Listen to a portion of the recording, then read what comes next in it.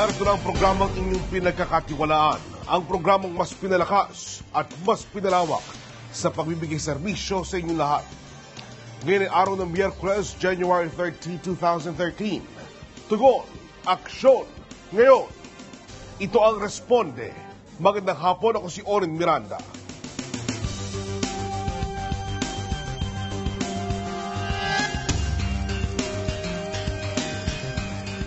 Isang pamilya mula sa Muntinlupa ang kasalukuyang nagdadalamhati dahil sa pagkawala ng kanilang kaanak.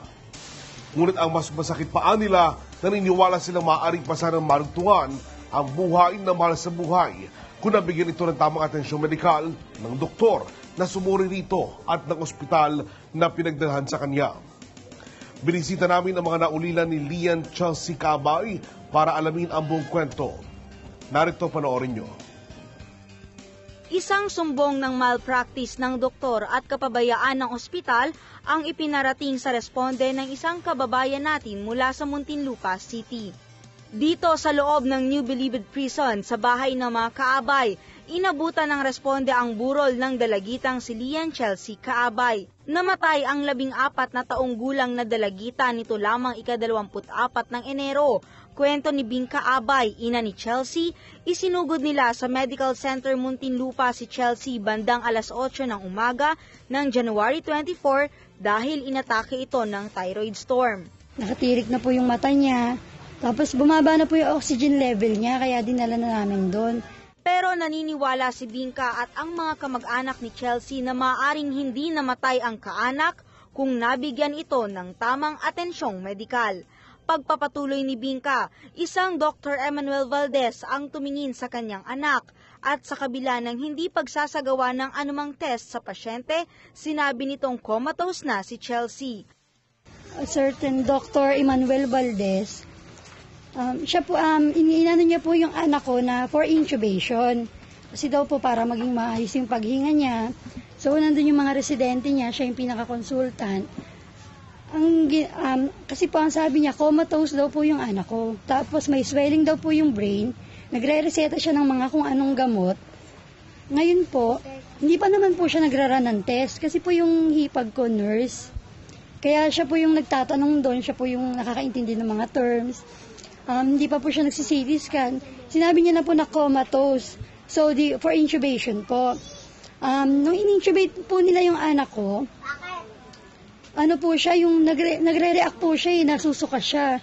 So, meaning po, hindi po siya comatose, conscious po siya. Ang inutusan niya po na mag-intubate, yung isang residente niya. Unang beses po yon. Sa pangalawang beses po, hindi pa rin po pumasok. Iba naman po yung nag-try, hindi pa rin po pumasok yung tube.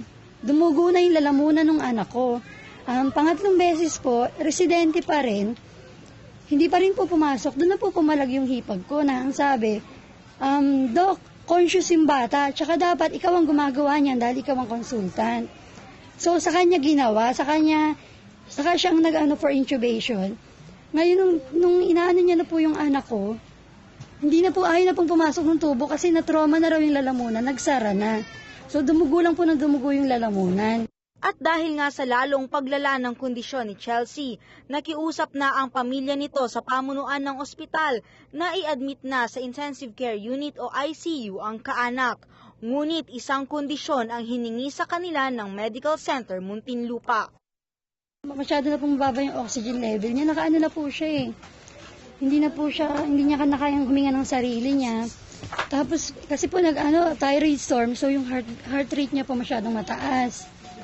Para dadalhin po siya sa ICU.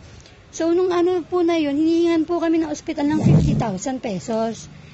Ora mismo, kailangan po, yun po yung maibigay namin bago po i-admit yung bata, na gano'n na po yung lagay niya. Bagamat nakiusap ang pamilya na i-admit na muna si Chelsea sa ICU at nangakong babayaran ang kulang sa dala nilang 18,000 pesos ng araw ding iyon, ay tumanggi pa rin ang ospital na ilipat sa ICU ang bata. Pagkatapos ang may 11 oras sa emergency room, tuluyan ng binawian ng buhay si Chelsea.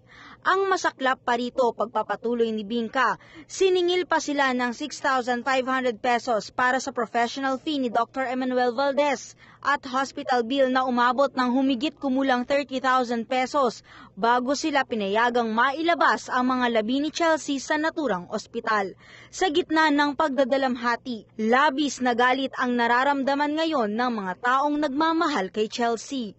Iisa ang kanilang nais ipaglaban, ang mabigyan ng hustisya ang nangyari kay Chelsea at mapapanagot ang ospital at doktor na umano'y nagpabaya kaya namatay si Chelsea.